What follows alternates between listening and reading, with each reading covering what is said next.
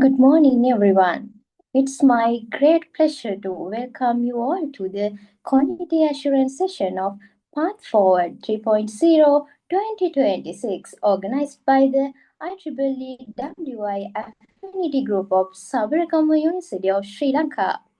Before we begin today's session, I would like to mention that this is part of a series of 6 sessions designed to give you a complete learning experience. Today's session is focused on From Bugs to Brilliance, the evaluation of Quality Guardian. This session is designed to help students understand the importance of quality assurance in the software industry and explore real-world industry experiences. We are truly honored to have Creative Software Private Limited as our knowledge partner for today's event.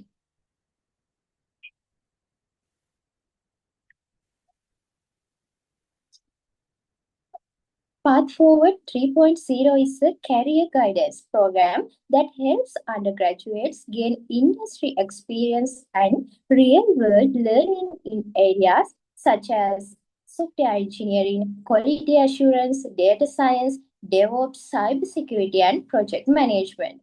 This program is designed to guide students in exploring different IT career paths and gaining real industry knowledge. So, through this program, students will gain real industry knowledge and make better career decisions.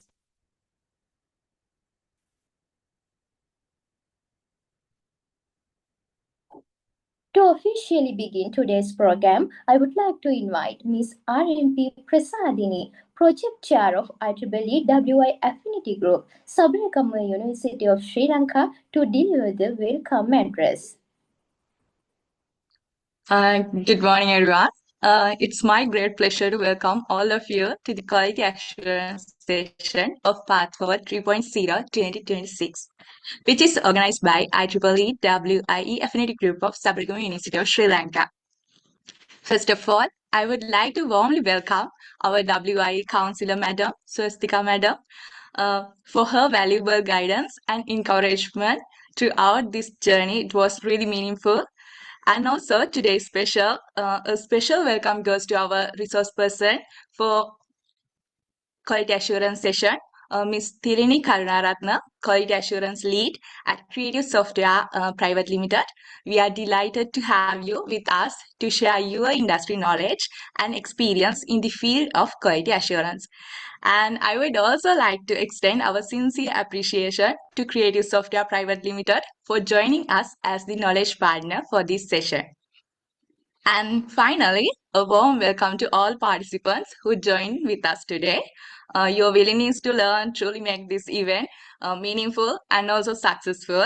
At the end, I want to tell that Path Forward 3.0 is designed to provide undergraduates with practical insights and awareness about the various career opportunities in IT industry. Through this session, we hope all participants will gain valuable knowledge and a deeper understanding of the quality assurance field. So best of luck all of you, and thank you so much.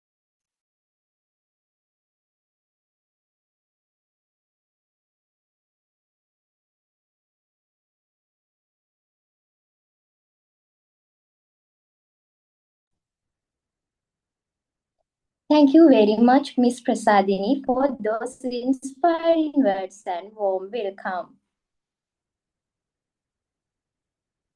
Next, I would like to invite our chief guest, Ms. Swastika, Student Council of IEEE WI Affinity Group, to address the gathering. Ma'am, over to you.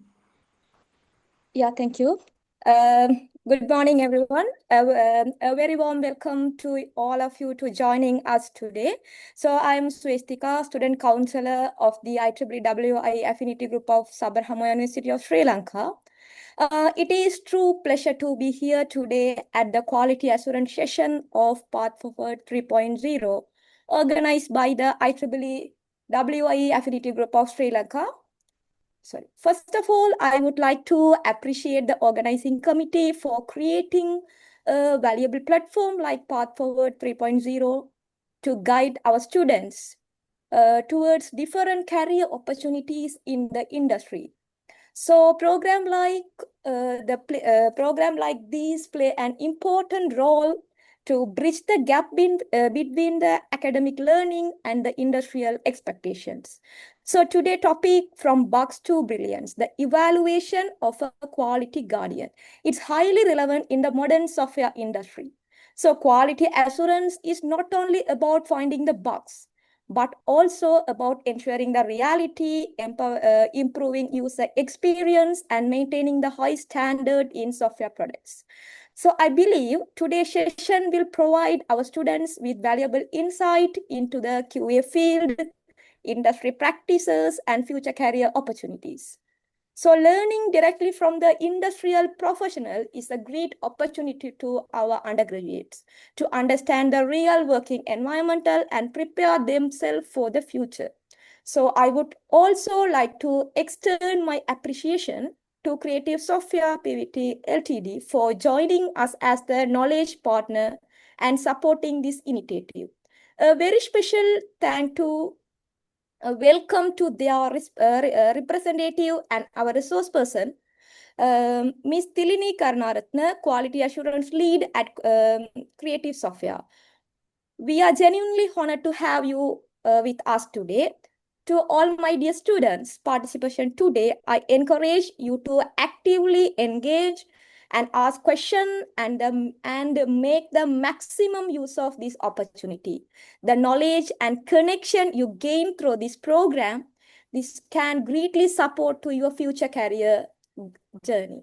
I wish the session all very best and hope everyone will have a productive and inspiring experience. Thank you. Thank you very much, ma'am, for your valuable thoughts and encouragement.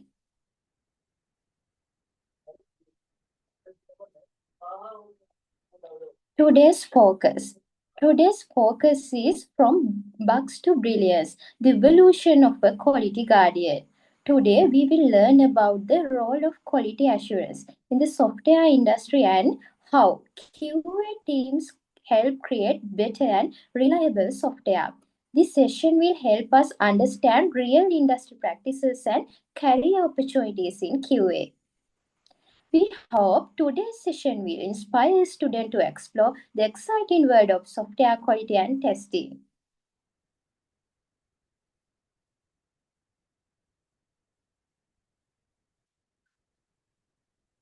Now, let me take a moment to introduce our valuable knowledge partner, Creative Software Private Limited. Creative Software is a highly recognized software company with more than 25 years of experience in the software industry. The company has become a trusted technology partner across Scandinavia and Europe. With over 700 professionals and more than 200 successful projects completed, Creative Software continues to deliver high-quality digital solutions to global clients. Their skills include software development, quality assurance, digital transformation, and technology consulting. They also work with many industries, including healthcare, finance, hospitality, and manufacturing. Creative Software is also ISO IEC 27001 certified, showing their strong commitment to information security and professional standards. Most importantly, they continue to inspire young professionals through innovation, collaboration, and community impact. We are truly grateful for their support and contribution to today's session.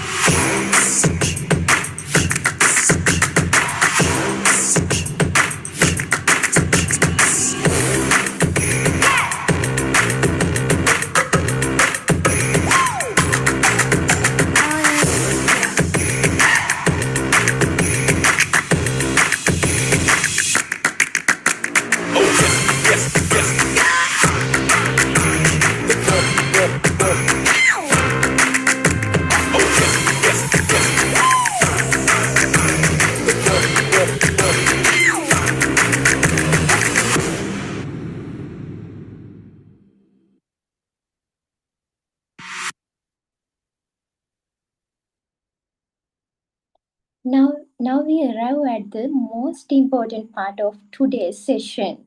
It's my pleasure to introduce our resource person, Miss Thilini Karunaratne, Quality Assurance Lead at Creative Software Private Limited. She has a lot of experience in the field of quality assurance and software industry practices. Today, she will be sharing her professional experiences, industry knowledge, and valuable guidance about the QA domain. Please join me warmly welcome Miss Thilini Karunaratne.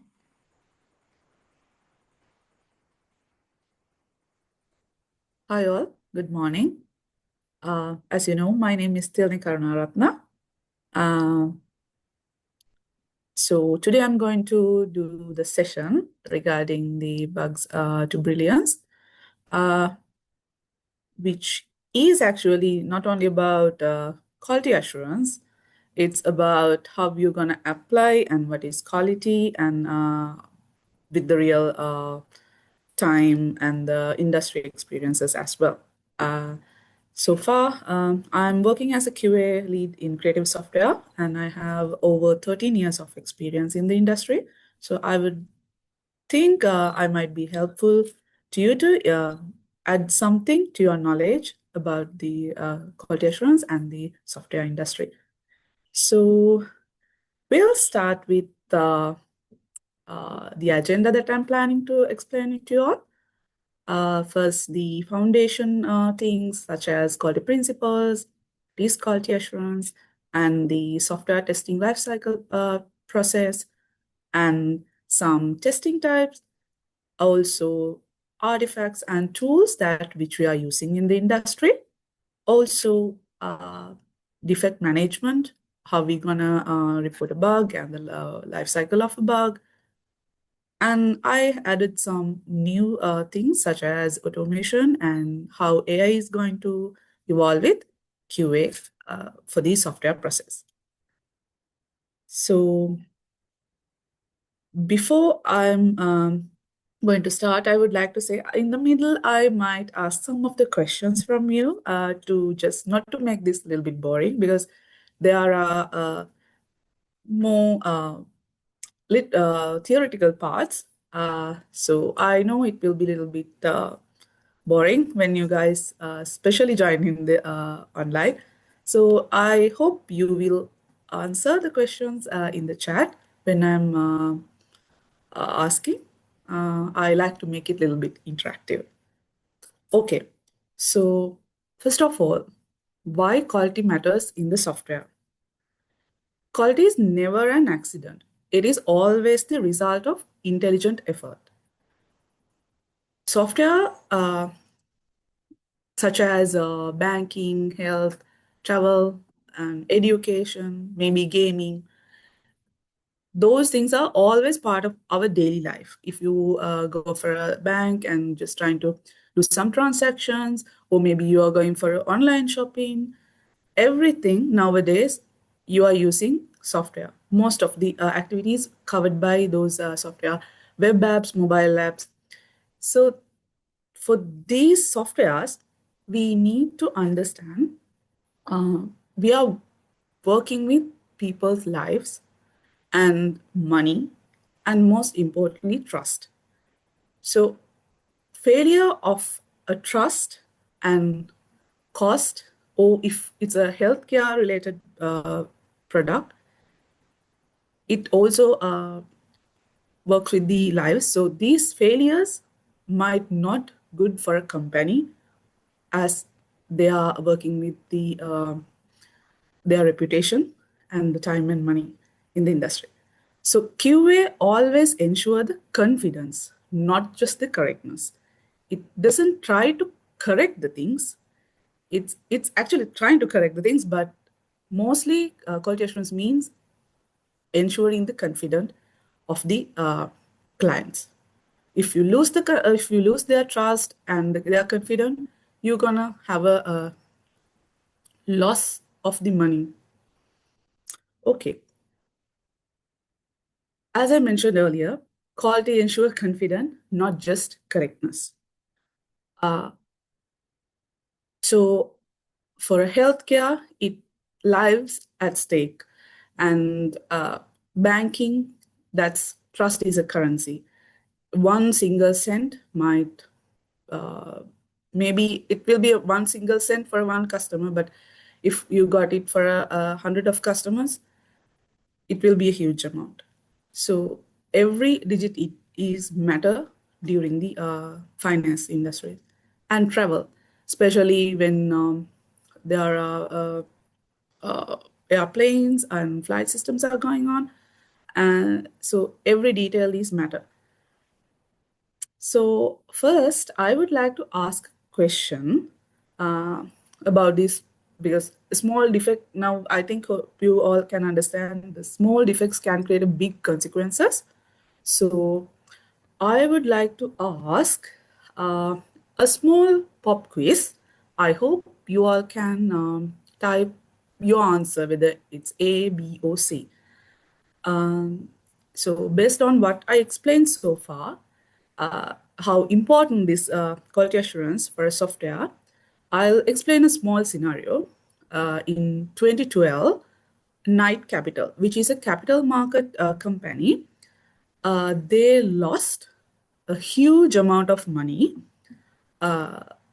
due to a small glitch happen during their trading time in a software. For 45 minutes, they made a big loss. So I hope you can type your answer. Which one is the correct answer in here? A, B, C. You can give it a guess.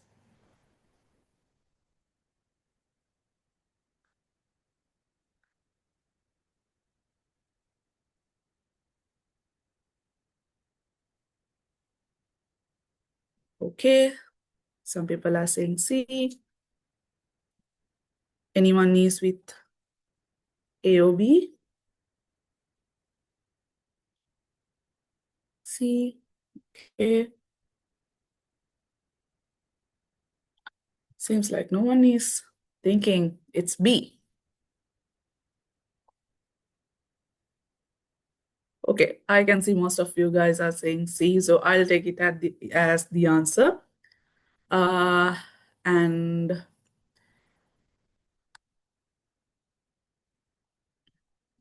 yes, it's the answer. C. It's $440 million. You convert it and do the math with the rupees, you will understand how much it cost. It made a big impact. So this was actually made to broke their client trust, and it was based on that also. Once we have some doubt of something, some product, we are not going to use it again, and we are not trying to recommend it for others. So that's a huge impact for a business. That was a tiny bug, which is just an error, and it made a big risk for their business. So I hope you understand what's the cost of a poor quality. So, okay, so we already talked about why we need quality assurance. So now we discuss what's quality assurance. So for that, I'll go for the hierarchy of quality, because QA built the process. So for this, I'll start with testing, because most of you guys must familiar with this testing thing. Well, quality assurance is not only for the software people. Quality assurance is a widely expanding in every industry. Maybe in manufacturing soaps, maybe some another chemical thing, or clothing. There are different quality assurance parts are there. Right, today we are talking about obviously about the software, but it's a vast thing. So every quality assurance process in each industry has these process, that hierarchy that we are going to talk about right now. Because even in the clothing industry, you have to check whether the color is okay, the stitches are made fine. In the same way, they are testing their product. Similarly, we are doing it in the software industry as well. So it's not only limited for the QA's job. Testing comes for the each and every person who is going to involve with the software development.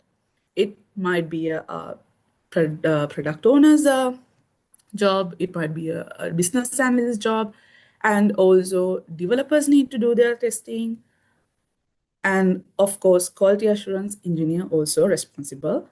Well, namely, she or he is the person who is mostly checking on this quality, but in the each stage, each person has different testing techniques to evaluate and check the quality of the product. So testing is the fact of executing the system to find bugs. This can be happen at any stage. We will discuss more it in the software testing life cycle, but I want to give a brief idea in this slide because it's not only labeled for the QA engineer or the tester of your team. It will be it will be shared responsibility with the whole team. So test execution actually is a part of quality control because it's quality control actually is a product oriented one. Focus on the identifying defects. So it's basically to identify the defects, you have to execute testing. So testing is a part of quality assurance control. It checks the product and for each product, it differentiate the way of you need to test. So it can be vary. So detection comes with the product oriented, that means quality control. So the question I asked in the previous slide, what's quality assurance? This is actually process oriented. It's not only finding the bugs. You have to focus preventing the defects in all the way of the process. That's where everyone is involved in, from the business analyst to the product developer or the network engineer or the everyone. Because if the network engineer set up the infrastructure, the networks, and system engineer did the wrong thing, so it will be a mess. So everyone's responsible to evolve with the creating this quality assurance process to prevent happening the defects. So before I move into the next slide, I would like to ask, do you guys have any questions so far?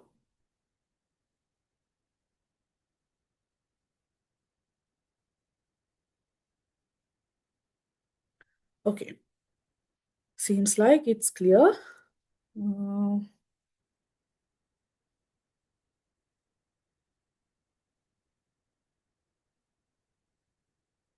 So QA, I hope you understand in the slide, we talked about QA build the process, quality control checks the product, and testing execute the verification, all working together to achieve the quality. So we'll talk about the software testing lifecycle.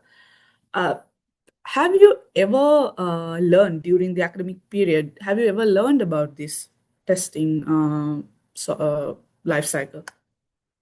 Can I get a yes or no answer in the chat?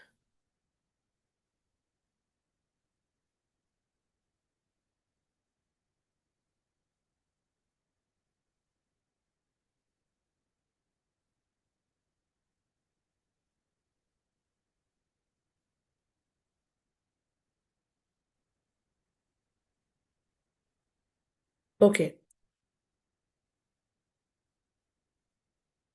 Okay, no worries. Then I'll go with the basic ideas, so it will be helpful for you. So we'll start with the requirement analysis. First of all, when we get a requirement from the client, I know most people think this is only for the business analyst work, but it's not. Requirement analysis, what you're going to do is understand the business requirements and use expectations and identify what should be tested and possible risks. Also, in here, you might think product owner and business analyst only catering things, but no. QA also work closely and also developers, because even before testing starts, QA must fully understand what the system is supposed to do. So during this time, we might able to catch things before it went for a mess at the end. There might be missing requirements and the scenarios that we even didn't thought about before. So involving the testing is very essential during the requirement analysis. And the next one is test planning. This phase is like creating the roadmap for testing journey, and define in here what we are doing as test planning, defining test scope, what we gonna test and what we gonna not test, and what are the environments and everything, what are the functionalities. So everything including this testing scope, and the strategies we gonna put to test, and the timelines, of course, with the resources. Who gonna test these functionalities, and who are we gonna allocate for this testing phase. And with that, actually, we are creating the timelines. Not only that, in this phase, we are deciding which kind of testing types and tools and the responsibilities, how we gonna divide it to them, and then what we're gonna use. Those kind of decisions are making during the test planning phase, and also estimate the effort and risk. So I hope testing plan is kind of, you have idea about what we are doing in the test planning phase. And then I'll move to the third one, test case development. In here, you might have heard test cases. So test cases, test scenarios, by any chance you heard them before?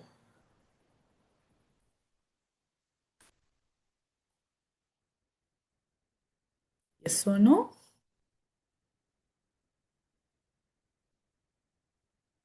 I like if you guys are more interactive with me. Otherwise, it will be a little bit boring for you and maybe for me as well. So I hope, yeah, I'm getting the answers. Yes. So you have heard about the test cases and test scenarios. So basically, test scenarios is high level. So we know the, let's say, a login function is incorrect, is a test scenario, but there can be test cases like username is correct, but the password is incorrect. And maybe there was another test case for the same test scenario. Password is correct, the username is incorrect. So we are going to create the test cases and test scenarios based on the requirements that we gathered and the system designs, UI mockups, and use cases. Based on them, we're going to create the test cases. Not only that, so in here, in the test case development, we also need to prepare the test data in advance to so we know what are the things that we need to set up previously, and also reviewing test cases for the accuracy and coverage. All these things are happening during the test case development phase. So QA writes step-by-step instructions to verify the application behavior. This part actually the QA's responsibility.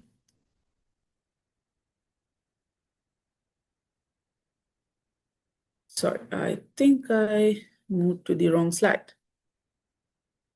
Okay.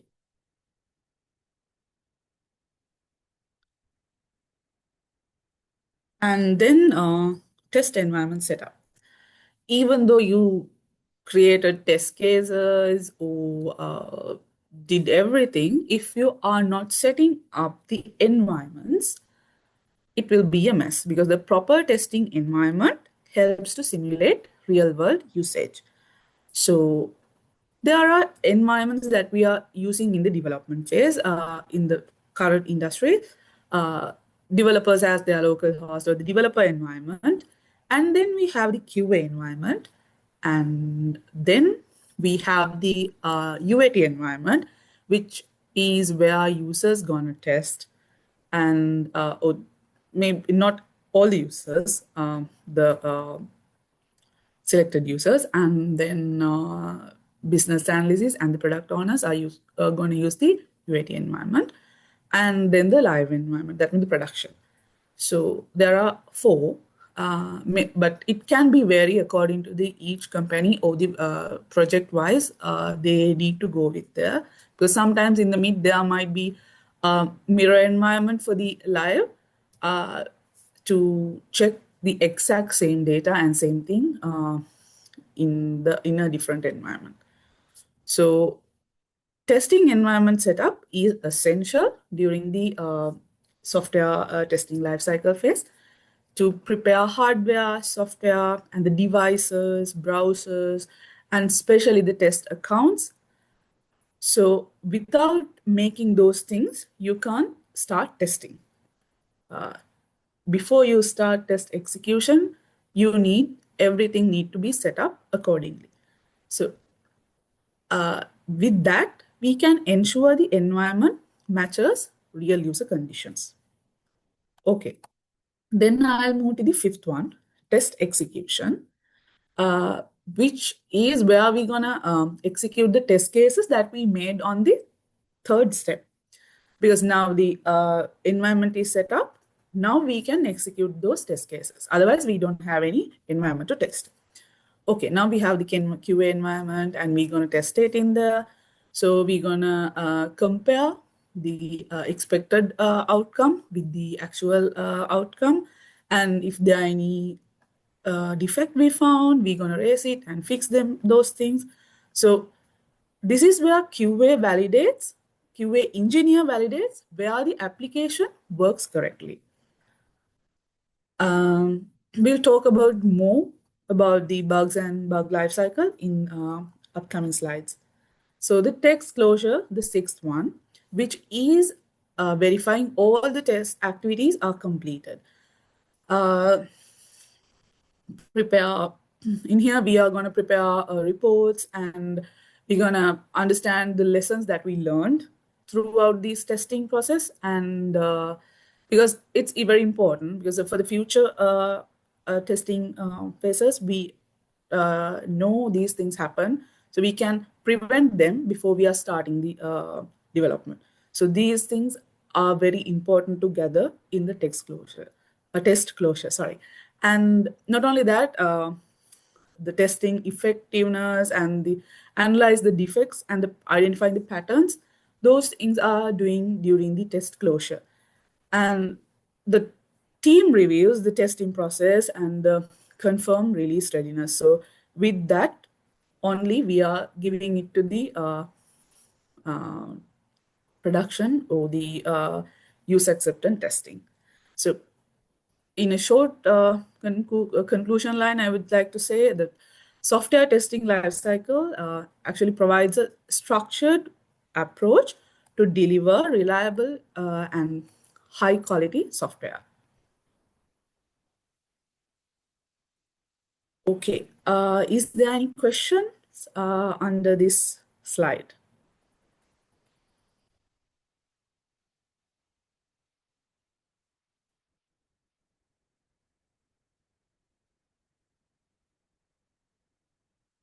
It's like no. I will move to the Next one, which is a little bit more theoretical, but something all of the people who are in the software industry really need to know. Because always we think, okay, tester need to find the bugs, and that's their job, and need to uh, ensure everything is correct. There are no any issues. If find something in the real time, it will be a definitely it will be a problem for the QA. So these kind of myths are happening. Myths are there in software industry if you don't know the actual principles of software testing. I'll start with the first one, which is testing shows presence of defects. Uh, Well, I'll go with real life examples, not only by giving the software related examples, because then it will be easy for you to understand what I'm explaining in here. So, testing shows presence of defects. This means you test drive a car. Let's say you are going to test drive a car, and for 10 minutes you are doing this test drive, and it works perfectly. But after buying it, after a week, you see that the AC stops working. So did you identify that during the test drive? No, right? Because testing can find problems, but cannot guarantee the perfections. It's it Even though you test everything, you can't say you executed 500 test cases, but still you find something in the real life, because it cannot prove there because you cannot prove the absence of a bug, because there are ways that users perform. Even even we never imagined this will be possible, but there are users who gonna do craziest thing with the softwares. Okay, I'll move to the second one. Exhaustive testing is impossible. um, I'll say with another real life example. This might happen to you every day when you are leaving the house. Sometimes you might feel like, I missed something. Did I put everything to my bag? Did I put my laptop, all the notes? And then you might think, yeah, and you will check in your bag whether everything is in there. And then when you're at the university, you will see that you forgot your phone or you forgot your wallet. This might happen to you. You can check multiple times, but still there will be scenarios that impossible to check every single time. So risk analysis is required during these exhaustive because testing during these testing phases, because you cannot check everything. As I mentioned in the earlier, you cannot check every single thing that the way users behave. You can check for a certain amount, but not everything. Well, we'll move to the third one, early testing, which we slightly discussed in the software testing life cycle's first phase, requirement analysis phase. Because if a tester or anyone is testing the requirement at the first stage, you might able to find a lot of things that will come as a major issues in the software development. You might able to find different scenarios, and will be different possibilities and blockers for the future developments. So noticing everything in the early stage is save your cost, time, and the reputation of the company. I'll take a real life scenario since these are the rainy days. I'll like to go with like you are noticing a small roof leak, and which is cheap to fix because it's the early stage. You can see a slight leak in the roof, but you might gonna ignore it. And after a month, you might understand that it may damage the whole ceiling during the heavy rain. So it will be cost a lot. Maybe you have to replace the roof or the ceiling or whatever the thing. Uh, but it might be a 100 rupee thing. At the end, it might be a 1 lakh thing. So I hope you understand the gravity, why we need early testing. So the earlier the earlier the defects are found, the cheaper and the easier they are to fix. Okay, the fourth one, um, defect clustering. Uh, Most of the problems usually come from the small areas that we are trying to ignore. For example, in your classrooms, one noisy group usually causes most of the disturbances. So the same way, uh, a few models often contain most of the software defects. So for example, if we thought maybe the payment related module is giving lot of bugs, but sometimes you might be getting fewer bugs in the other modules, but some critical functions, maybe a smaller functions, you might find a lot of defects than what we are expecting. When, okay, I'll move to the fifth one, which is kind of my favorite one because these normally if I'm explaining for the physical events, I'm just trying to work with this a lot. But since we are doing the webinar today, so I'll go with the simplest way to explain it to you. It's the pesticide paradox. Let's say if you are cleaning your house, so if you always clean only the visible areas, you are not cleaning the dust under the bed or maybe under the shelves. So if you didn't clean them every day, it will the hidden dust under the bed or the shelves keeps growing. So the same way, uh, if you repeated the same test cases without changing them, you might miss the bugs.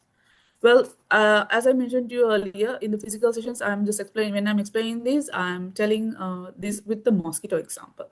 So mosquito is a pest, so is a bug, and then you are normally going with the maybe the the mosquito mosquito prevention thing, and then after a while the mosquito get used to it, and then after months it's starting to just keep the partying because it you get used for the prevention thing that you put in there. So maybe you can use something else in the different way. So it's important to add and revise your test cases each and every time when the functions are changing, or the even for with the smallest change you need to update your test cases. Or maybe you can think in a different way with the user behaviors and the support issues that you are getting from the customers in the live experience. So with those things also you can update your test cases. So it's essential. Otherwise, your system get immune to the bugs. In the first day, you might find 100 of bugs. At the let's say after 10th or 12th sprint, you might only find no bugs at all because you are only checking the same thing again and again. You don't think out of the box, and you don't bring any new thing to the table to get identify the bugs that has been fixed. Okay. We'll move to the sixth one. Testing is context dependent. As I mentioned to you earlier in the first slide, there are different softwares in this whole industry. It can be a critical one, which is dealing with the health, such as healthcare softwares, and maybe banking one. So those are very critical uh, softwares. And there are some game softwares as well, maybe some calculating or a kind of a software. So these kind of things need to test and think and put the weight in a different way. Well, if we get your daily activities, such as you are going for a wedding, and maybe you are going for a hiking trip, or maybe for a job interview, or you are going for the university, you are wearing and the things in a different way. You are getting ready and prepare with different ways to go to the each and event. You are not going with the full suit and the same sari or party frock for the hiking trip. You are going in a different, maybe with a short or something easy to hike wear, and you are not wearing those things for the wedding. So same way, based on the domain you're gonna test, the context is dependent. So different applications require different testing strategies. I hope so far you understand everything. I'll move to the last principle, that means absence of fallacy, absence of error fallacy. So this means a usable system is more important than a bug-free one. A product can work correctly, but still fail users. For an example, a restaurant serves food exactly as ordered, but the taste is terrible and nobody returns. So you didn't check the quality of the product. So the similar way, software must be satisfied user needs, not just doing exactly what asked to do, but also how it goes with users, how it goes with usability, and how it gonna cater for the different users. Your systems need to work for all the people. Maybe there are differently able people, and they are not able to attend the system in the same way. So there are for the testing, there are testing steps such as usability testing and accessibility testing. So these kind of things need to be done to give a proper quality software. So software must satisfy user needs, not just work out bugs. Not just work without bugs. Sorry. So in this session, in this slide, I would actually wanted to highlight, like, quality is not just about fixing errors, it's about creating the right experience. Is there any questions from this slide? Yes, I know it's kind of okay. Is there between the bugs and difference between the bug and the defects? Or it's the same thing. It's the same thing. We are using the same thing, like issues, errors, bugs, defects. Everything we refer during the industry is same.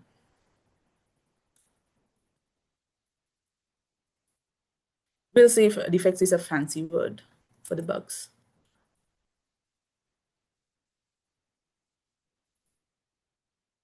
Okay, I hope I answered Pooja's question. Anyone else has questions?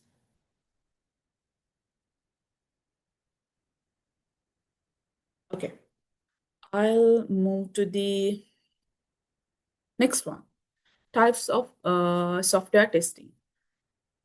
I would like if you can add in as the answers in the chat the testing types you heard so far.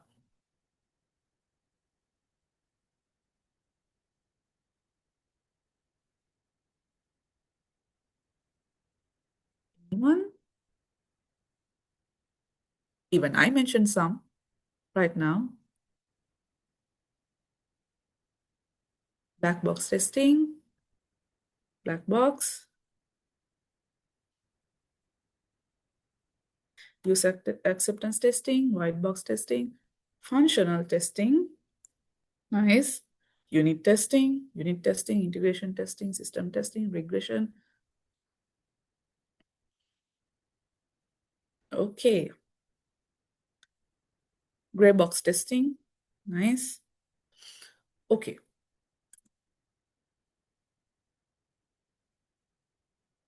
Well, for the in the quality assurance, we actually divide them right now into functional and non-functional. Functional is focusing on what the application does, and the non-functional is focusing on how the application behaves. You mentioned, I think this, who mentioned the functional in the, me check. Yeah, Vishaka mentioned functional, and others mention the things under the functional and non-functional. So I'll go with functional side first. Unit testing. Well, do you? I saw many people mention unit testing. Can someone say who is doing the unit testing?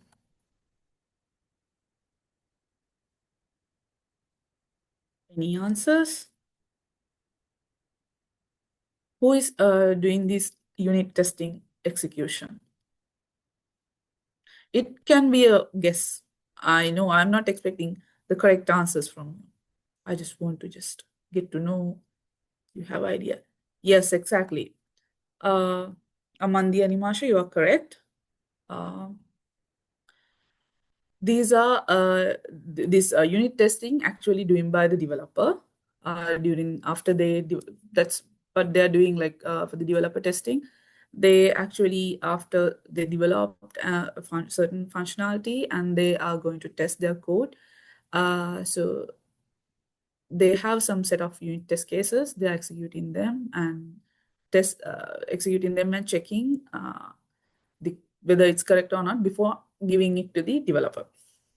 So, sorry, before giving it to the QA engineer. So with those test results, and then QA engineer first checking whether the basic things are correct. So that's where I come to the smoke testing. When I'm not expecting you guys to answer that, whether you know the smoke testing, but I'll explain it to you. Because when the developer said that things are ready and the QA gets it, gets the release, and what we're gonna check at the first, we are checking whether the basic functionality is working accurately. So this mock testing actually started with the term to check, like when there are pipe is there, they wanted to check is there any leakages. So what they did was they sent a smoke through it to find is there any holes or areas that damage the pipe. So that with that scenario, this smoke testing word came to the world. So the same way, when you got a release from the developer, what you're going to do is you're going to execute the basic functionality and check the system is working. If not, you're going to send back to the developer to do the development correctly and send it for the release. And then the integration, that's where when the multiple systems are joined, like if you say currency rates, you can get it from the central bank. So the banks sending some APIs and getting the details from the central bank systems. So they are integrating with another system. So system A is there, system B is there. They are integrating with APIs and getting some details from the other system. Or maybe they are sending back some details, like the banks again sending their details for the crib. to get so it's centralized. So those things are integrated. So you're gonna check these integration is working properly with integration testing. And also, I saw some of you mentioned regression testing. That's very good. And regression testing actually comes at the last moment of the QA phase. We are checking the things are working correctly and some of the negative scenarios as well, whether it's breaking in these things and the validations are correctly working. Those kind of testing we're going to do in the regression. Those kind of things we're going to test, and that's what we're going to call regression testing. So in mostly actually you might heard of test automation. We are actually mostly automate these regression test scenarios because we don't need to repeat the same thing again and again. If you added some new functionality, you have to check the system is working correctly with this add-on. So these things, so if another functionality added in the next upcoming sprint, again, you have to execute the same test cases with some newly added some of the required test cases as well. So that's actually where most of the time we're gonna automate the test cases to stop the repetitive work. That's actually the regression testing. So sorry, don't get the misunderstanding. The regression testing is the automation testing. No, we're gonna, what I meant was we're gonna automate most of the time the regression test suites. Okay, and the UAT, which is user acceptance testing. Can anyone mention the who gonna do this test type? Anyone? By the real users. Okay. Any more answers?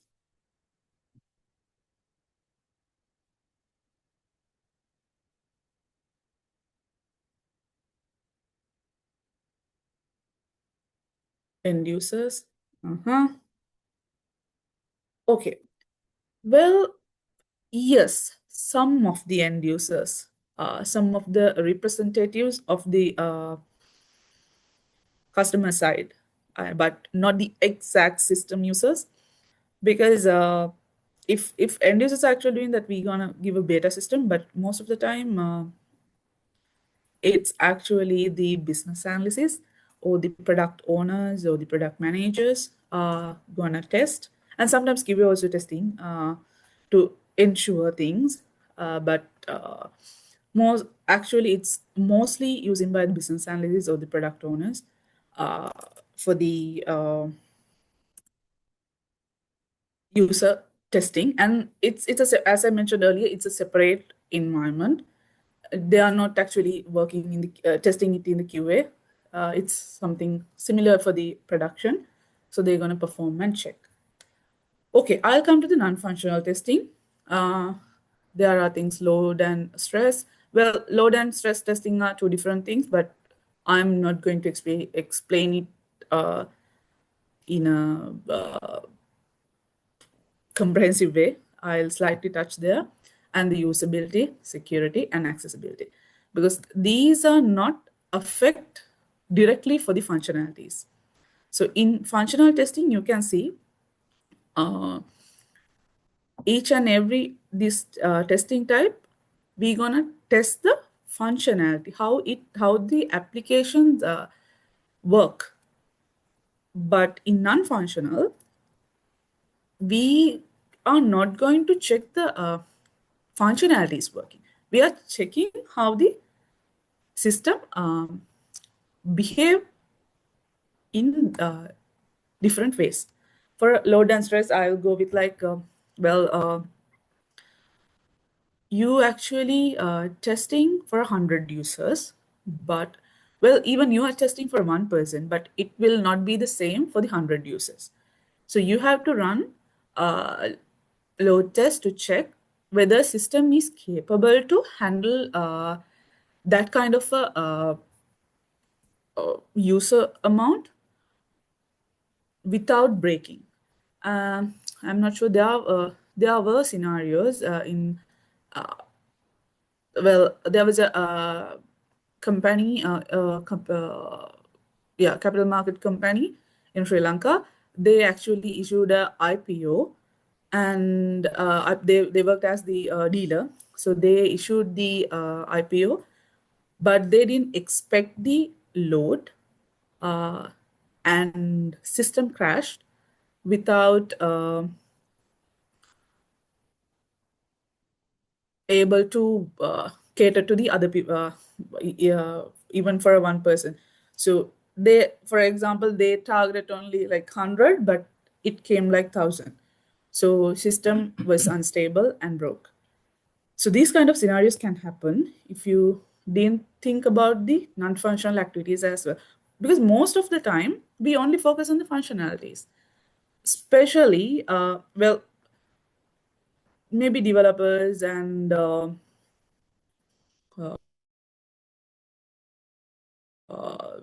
product owners, they are focusing on the functionality, but quality assurance perspective, the quality assurance engineers need to focus beyond what we are planning, not only the functionality, non-functionality areas as well.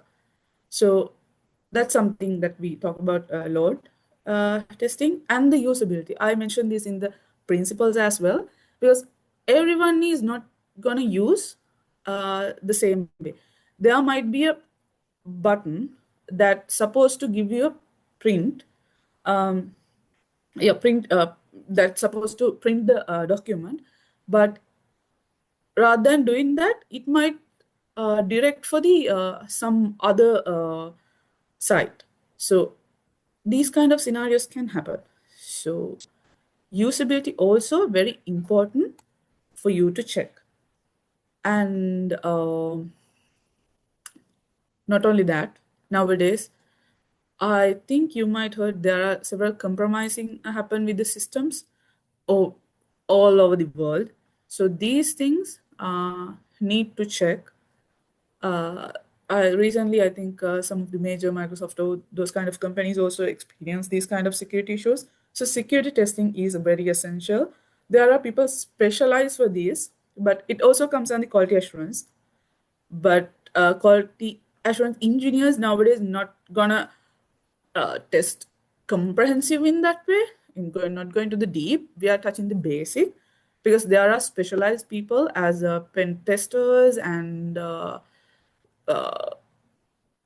security operation centers. So these people gonna work on that mostly. But security testing also coming on the non-functional testing. And accessibility, which is very rarely talking in Sri Lanka, but in creative actually we are mostly working with the Europe client and American clients.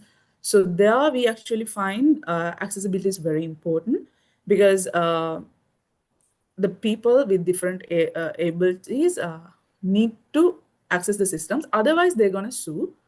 And well, there are companies like Netflix and here and there companies, even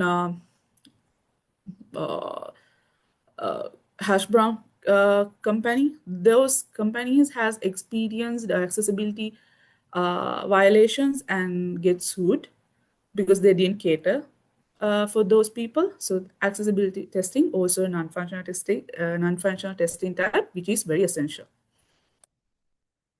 Okay, I'll go with test cases for the moment. But before that, is there any questions so far?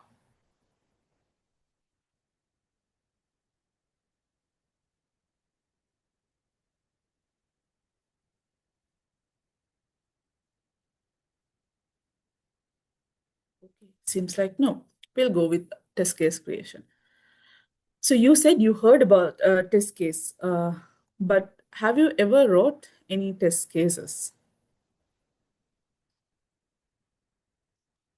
Yes or no? You can type. Have you ever tried writing test cases?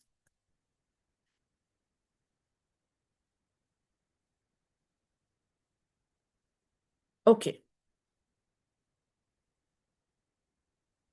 Okay, in theoretical lectures only. Unfortunately, this also will be a kind of a thing, but I'll try to make it a little bit interact with you guys. So normally what we are writing in a test case, this is actually test case form. This actually I took it from a test case management software. I'll come to that later.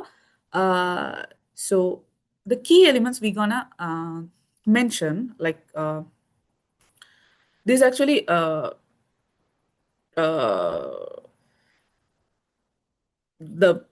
essential things that we need to mention. Actually, these things we followed in the industry practices.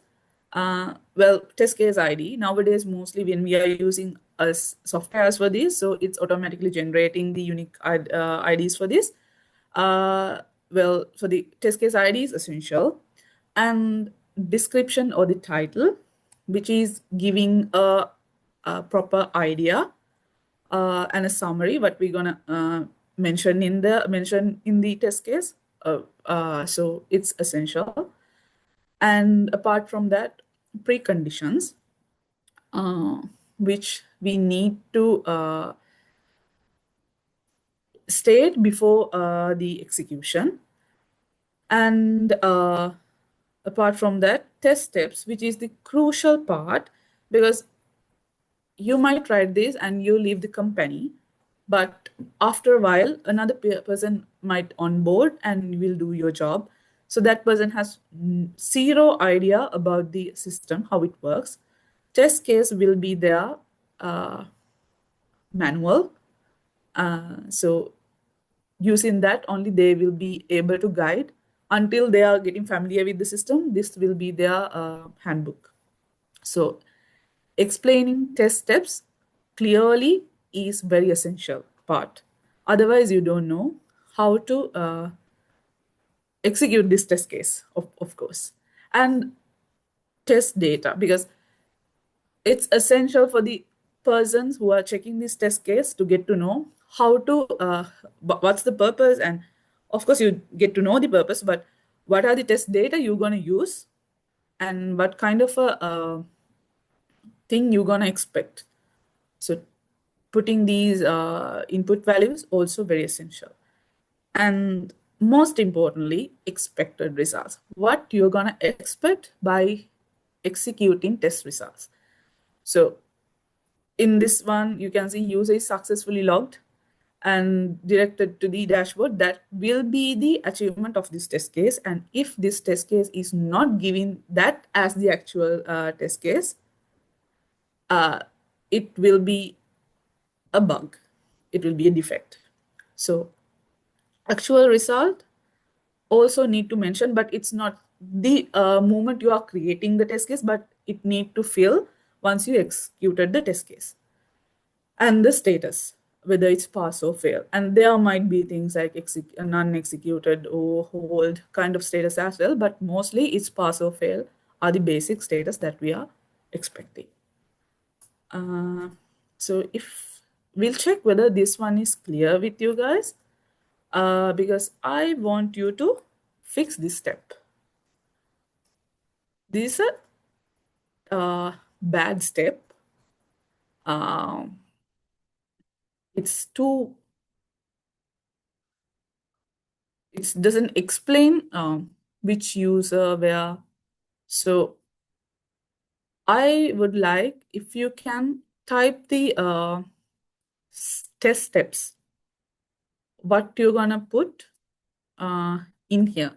Let's say there's a URL for a login page.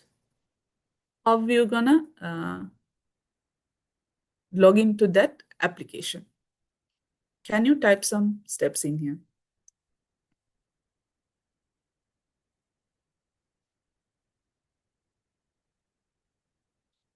I don't expect 100% accurate answers, so feel free to put your ideas.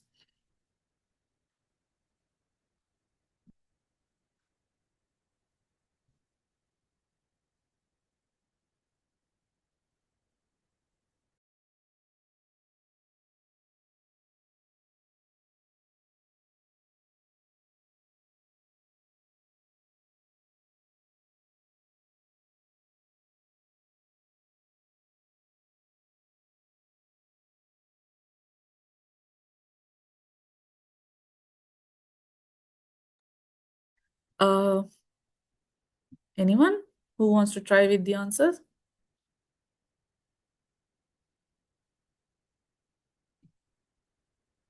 Nice. Click URL, add username, add password, click button. Exactly. That's a very good answer. Thank you, Visaka. Okay. I'll explain it with a user the same steps. So which used in using Excel. So this can actually you can practice for your projects. You can add your test cases and the test results um, while you are doing your university projects. I actually highly recommend that because it will give a kind of a added advantage when you are moving to the actual industry. So test case ID, test case title, preconditions, test steps, as Vishaka mentioned in there, open the login page, and it will be better if you can put the URL, but there should be a test data column as well. So if you can put those things in the test data, it will be better. And enter a valid username in the username field. Enter the corresponding valid password in the password field and check the login button. So I hope you can see it's very detailed. It's saying everything. Enter username. Yeah, you can write it in that way, but where do I need to enter? Whether it's in the username field or in the password. Well, you might think like it's obvious, you don't need to explain it for the person, they have common sense.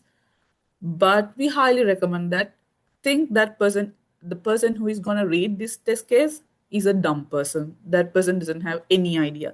So write everything in very detailed way in simple English. That's the important part. If you use some kind of very dramatic and very not understandable way, like some of the politicians in Sri Lanka using, don't do that. Make it very simple. Okay, so as I mentioned earlier, you can start this with Excel, and in while you are doing in your university projects, and even some of the startup kind of companies are not able to invest for the test management tools, they're gonna still use Excel for the QAs, for the QA process. So this might be used still in some of the software companies. Let's see what are these test management tools that I was keep on talking to you. Okay, right now, there are several. These are only few that mostly we are using, but there are a lot of test management tools. TestLink, which is an open source one, which you can try by yourself rather than waiting for the industry. You can try it, TestLink by yourself and downloading it and setting up by yourself. I think you will do if you are very interested on this. So you can try this and integrate it with your university projects if it's possible. Or since it's open source, if you get for a company where they don't have any test management tool, they are practicing Excel. So you can introduce one because it doesn't send some money from their pocket. It will be free. So you can introduce this for the team, and you can show something when you got to the companies, and that will be more important when you're coming for the industries. You need to you need to lay your all the cards and show how you're gonna play in the best way. So it's better if you have some hands-on with some of these tools if you're planning to board as a QA engineer or a software person. So apart from that, Suffer, X-ray, Qmetry, test rails, these are also nowadays, mostly people are using these things, major companies who can afford these kind of test management tools. But still you can try because they have free trial periods. So maybe they will give some free more time for the university emails as well. I'm not quite sure, but you can give it a shot. You can try. So you can see how they're gonna use these test management tools. So manual tracking using Excel is very unscalable because you cannot find everything and you cannot add these things with tests and with the project management tools. I'm not sure you heard Jira, but that Jira and Microsoft Azure, those things are nowadays mostly companies are using for the project tracking, project management. So if you are using this kind of a test management tool, it will be easy for you to trace because for a certain story, you know that these are the bugs, these are the test cases we executed. So it will be easy for anyone to identify for which function you executed which test case. So it will be fully traceable and you don't have to work manually and putting it to the Excel and then sending it at the end of the day. You don't have to wait until the end of the day because the real-time reporting gives it's very effective because the same time the developer can see and maybe developer is fixing at the end of the day, not rather than waiting until end of the day to get all those defects. And it's a collaborative execution because if this there and then even though it's shared in the cloud Excels, rather than that, if you're executing it in a test management software, you can divide and collaboratively working with like 2-3 people can do the work without overlapping the others one. So using test management software is essential if you are more focusing on traceability and the effectiveness. Okay, I hope that's clear so far. So I'll move to the defects, bugs, the one you asked previously. So so far, I think you identified what I was saying. So we are checking, we are validating and verifying the things and getting issues that are giving not matching with the functionalities or maybe non-functionalities such as the as I mentioned earlier, maybe usability issues or the low dose testing related issues. There will be different defects. So what you're gonna do if you find any bug? What you're gonna do is first you're gonna trace the bug and then it will be assigned. Maybe it will be doing from the tech lead. Maybe QA lead might assign it to the respective developer. So it can be vary with the company and project practices. But after you raise in the bug, it will be assigned to the developer in here. And then developer will fix the bug. So once they fix, they are releasing it to the QA. And what QA is doing is QA is retesting. That means we are checking the bug is fixed and is that working properly. If it's not working properly, what we're going to do is we're going to reopen it. If it works properly, we're going to close it.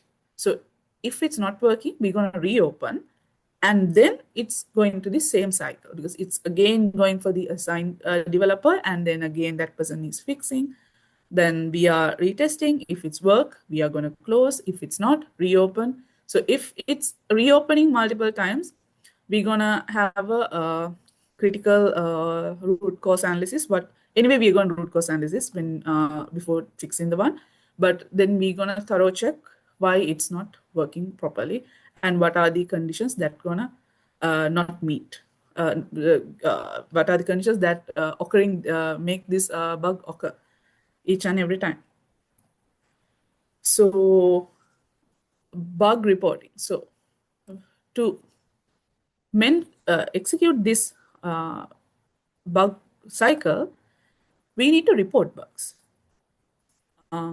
Previously, in old days, people use Excel for this as well, but again, the same thing, because you are gonna keep it on. If you keep it until end of the day, then developers might get, they might get a little bit angry because they were waiting the whole day and you didn't mention anything. So it's better if you can use a bug reporting tool, then they can check it on real time. So nowadays people are using Jira. I hope you heard it, because I so many while I'm doing main sessions, I heard most of the people heard Jira. If not, you can check, because most of the companies currently using this, and Azure DevOps, and Redmine, and there are other things as well, Trello, and Mantis and Bugzilla. So Mantis and Bugzilla was we used maybe decade ago, because it's those are also used to be open source. So, but nowadays people mostly rely on Jira and Azure DevOps, because with the with the project management task and stories, you can link the bugs and test cases properly, and then it will be very transparent. So you can try these as well by yourself. I don't have much time to explain and show how these systems work for you, but I hope you can do it by yourself. So most importantly, for the bug reporting, what do you want to mention? Of course, the description is there, and how to recreate the step. Because the way you are creating that bug will not be the same that developer is creating. That's where you might heard this meme, the face in the industry jokes. It works on my computer, because developer might checking in their computer with a different recreating steps, and it works for him. It doesn't give any bug, but the way you are creating the bug is different. So it's very essential to mention the recreate steps very clearly. The same way, like think the other person is dumb, and explain it very clearly in simple English. So mentioning test steps is essential. Along with that, you need to mention the preconditions. What did you do before you are executing these test steps? Maybe you set up the environment in a different way. Maybe you registered a user than the different way, without the normal following way, you register the user in a different way. So that user is giving this error. Maybe that will be the root cause. Apart from that, actual result, what happened in there, you need to clearly mention it, especially with screenshots and recordings, because it will give a much more clarity than the developer has to call you back and ask what did you mention in here and what's actually happening in there. Can you share the screen? Well, you can do that, but it will be much easier and save more time if you explain the actual result and screenshots as well, and the recordings if possible, and the expected result, because the developer might doesn't know what you're going to expect in there. So explain the expected results clearly, and of course test data, because the same way developer is using different test data and you are using different test data, so it will be not give the same error. It might, sometimes it will be successful most of the time, but there will be times that the same same issue will not occur, because you both are using different test data. So it's essential to mention the test data that you use to get that bug. Also, test environments. If there are multiple environments, it's essential for you to mention the test in which environment you got this bug. Maybe you got it in the user UAT environment. Maybe you got it in the QA environment. Maybe you saw it in the developer's environment. So, but without knowing, developer might test in the QA by thinking like you only checked in the QA, but in the QA environment it might work, but not in the UAT environment. So it's very essential to mention which environment that you used for the testing. So are we clear so far? I would like for a yes or no.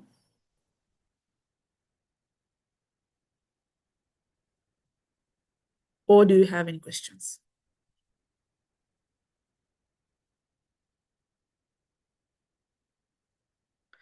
Okay. Thanks, Nirusha. I'll move with the next slide then. Manual testing or automation testing? Have you heard about this debate? Any yes or no?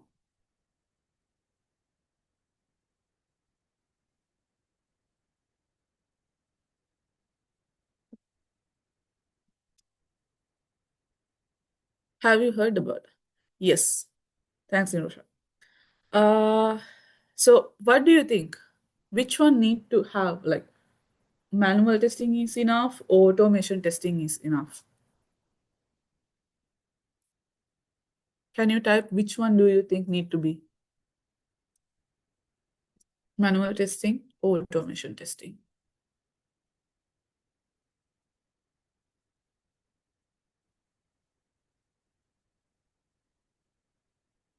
Yes, Imasha. You're right. It should be hybrid approach. Because yes, I mean you're also right. Because it's not only manual automation, because if it's the system is unstable, it's better not to automate. You can automate, but it's better not to, because you need to do some manual testing, groundwork to see the system is accurately working. So if the answer is both, you need both. So some of the testing tools, we don't have much time to explain these, to be honest, because the quality assurance is a very vast subject. But we have within the 1 hour, that what I can do is touching the base. So I hope you might check these tools that I mentioned, and especially these automation tools, if you are planning to come to the software industry, not only as a QA engineer, but as anyone who is going to work as the software field. So Selenium, you might heard, it's kind of very stable software automation tool. As I mentioned earlier, it's very essential to automate test cases which we are gonna repeat the same thing, because it's no point of checking the things manually again and again. It will be much more time consuming. Time is money when it comes to the industry. So you need to automate the things which are possible, which is a must. So I would say if you're gonna work with some automation tools, it will be a plus point. And when you have the idea of these things, it will be a plus point to get you to the industry with the competition. If you have knowledge about some of these tools, which are mostly using currently in the industry, so you have kind of a one step ahead than the others. So Selenium is one of them, which we use for most of the years nowadays, and the Appium, which is mostly we are using it for the mobile testing, mobile automation testing, and Catalan, and it's catering with the desktop applications as well, and Test Cafe. JMeter is for the load testing and stress testing. JMeter also a free one, so you can try it. Selenium, these things are free. You can try it by yourself. And Cypress and Playwright, which is the trending one, trending automation tool we are discussing these days, because nowadays this has mostly aligned with AI stuff. So Playwright is one of the highest demanding test automation tool nowadays.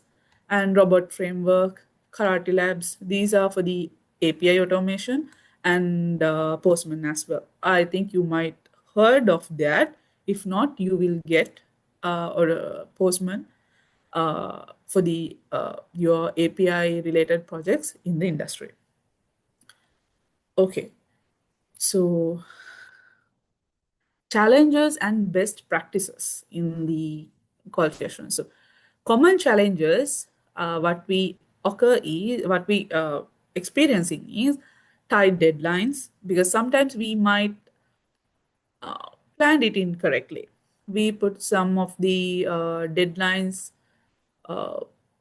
earlier than that we actually need to be. So that kind of challenges is maybe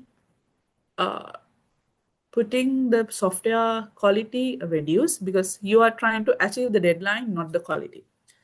So apart from that, maybe the unstable environment. So these kind of, if the you didn't get a stable environment, it dragged for days, weeks maybe, and it will delay the releases. So again, you might be in the hurry to deploy the product into the production, but because of that, you might miss some of the essential areas that you need to more focus on and more testing needed. So apart from that, communication breakdowns, if you didn't communicate properly, especially when you're coming to the industry, you need to know QAs and developers are not the enemies. They are working for the achieve the product quality. So they are in the same goal, same page, but that communication should not have any barriers. So communication need to communication is anyway essential. When you are in the software industry, it's very essential. So these things can be challenged to improve the quality of your product, and also miscalculated testing time. So at first you might think, okay, this might be enough for this function, but when you start testing, you will understand the gravity. If you do early testing and understand the gravity of the product before you are giving the testing time estimations, it will be a hassle at the end. And technical challenges and force-fed tools, because sometimes companies trying to force-fed the things that you doesn't need to know, like the tools that you doesn't need at that time. But these things might be affect, because you're giving the best to learn those tools, but at the end you might doesn't need it for the product that you're gonna test, because testing types is different based on the domain, as we discussed earlier. Okay, what are the best practices if you're gonna survive in the software industry? Of course, continuous learning. If you are not learning continuously when you are in the software industry, it will be your downfall for sure. Every day you need to learn something, learn new thing, and bring it to the table if you're gonna survive in the industry for a long run. Because as far as you know, it's a very competitive nowadays. When you are entering to the industry, it will be much competitive than now, to be honest. So continuous learning is very essential when you are in software industry, not only for the QA, if you are in the software industry, or maybe for the anything nowadays, because AI is mostly involving with most of the industry nowadays. And effective defect reporting, and it will save both developers and your time, and it will help for the deliver the product at the promised timeline. Regression testing and using metrics, these are essential, because based on the metrics you can analyze and predict the future testing cycles, and maybe a new product is coming, and then these things happen in the previous product or product revamps. You can identify things in before starting the project. So apart from that, continuous process improvement, because process is always evolving with the new technologies and practices. So these things are the best practices. So far, any questions?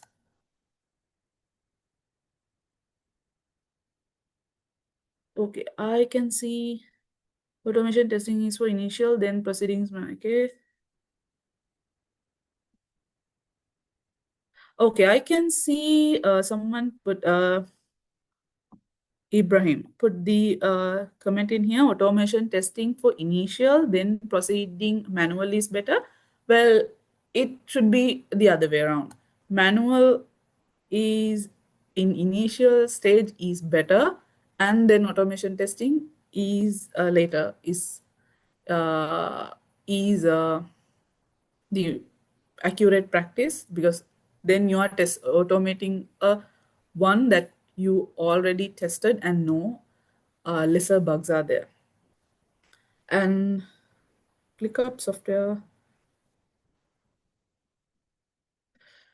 ClickUp, to be honest, so far I didn't I never got the chance to work with ClickUp. But to be honest, Jira and Azure, Microsoft Azure, most of the clients are using, and software companies are using.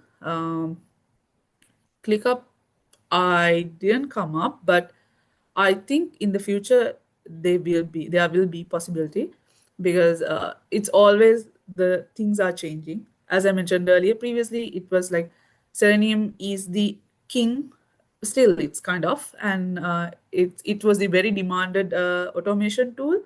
And then nowadays, Playwright is kind of leading. So because of the uh, way it cater. So maybe in ClickUp also maybe come up in the future, but it's better if you find something, if you have some kind of hands-on, it will be much easier. Okay, so I'll move to the next question, next slide.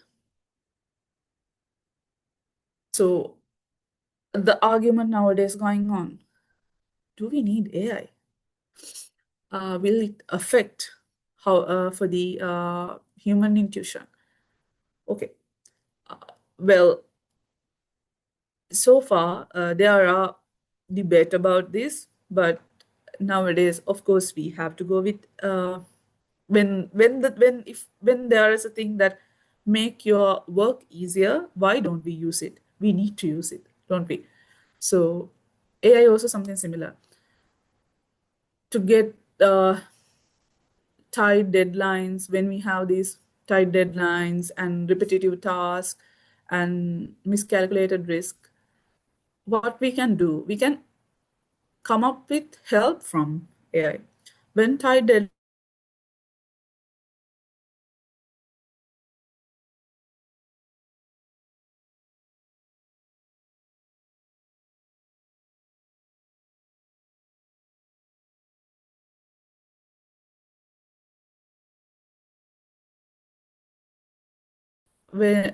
well, even nowadays we don't write everything, because when we have the requirement, we try to get the write the test cases by using AI.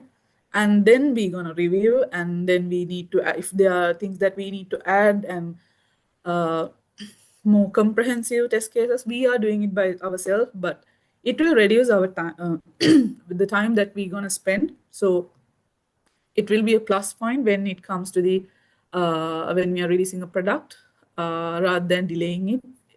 If we can get help from AI, so it will be better. So apart from that, for the repetitive task, we can write automation test cases not only by using writing by yourself. You can, of course, some Copilot or Cursor or something, Claude, help to write them as well. Not only that, um, test metrics, if we have the test metrics and everything with the previous projects, we can predict the analytics, how it's gonna work, and identify the loopholes in future test sprints. And we'll talk about how the human intuition and the artificial speed. So checking thousands of thousand rows of data, it's time consuming. I mean, it's a lot. So even you might get fed up. Why I have to check 10,000?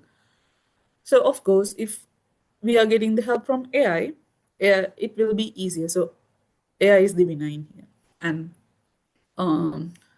if you have to check the user experience, I mean, whether it's usable, the UI is usability and it's friendly, that one actually get for the human, because AI is checking the basic stuff, but it cannot act as a human and see how it's gonna work.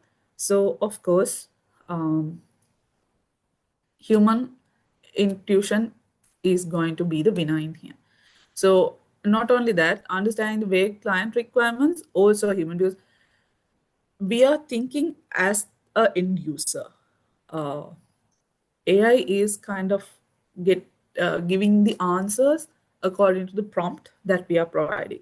So with the common practices and actual experience, human is the winner for the understanding client requirements. So AI actually handles the volume, but the value is handled by the human. So I hope you understand, like, we we are not fully rely on AI, but it's essential that you are rely on AI, because some impossible tasks are easier to do with AI. So with that, I would like to say, be the guardians of the trust, because quality assurance is the difference between a system failure and a saved life. So just always embrace the tools and respect the process and keep asking why. So any questions? Let's talk quality. Seems like you don't have any questions, but if you have any, you can reach out to my LinkedIn and ask if you have any QA related stuff. So thank you all for joining today and listening, and also actively engaging during the session. Savindi, over to you.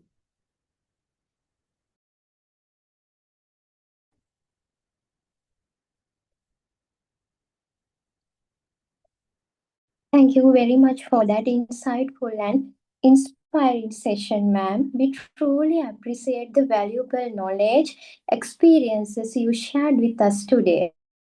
I'm sure everyone gained a better understanding of the importance of quality in the software industry. Thank you once again, ma'am. At this, skip the slide.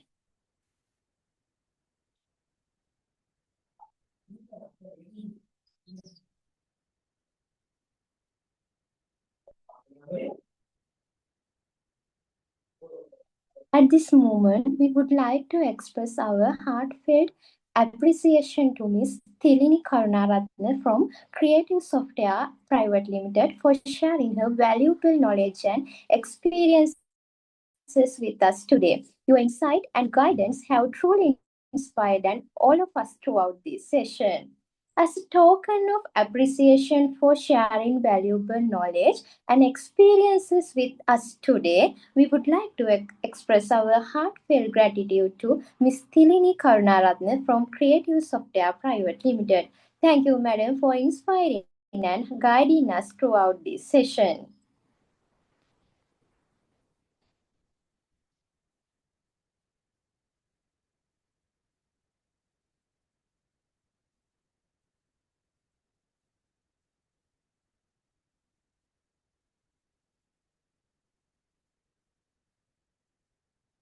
Now I would like to invite Ms.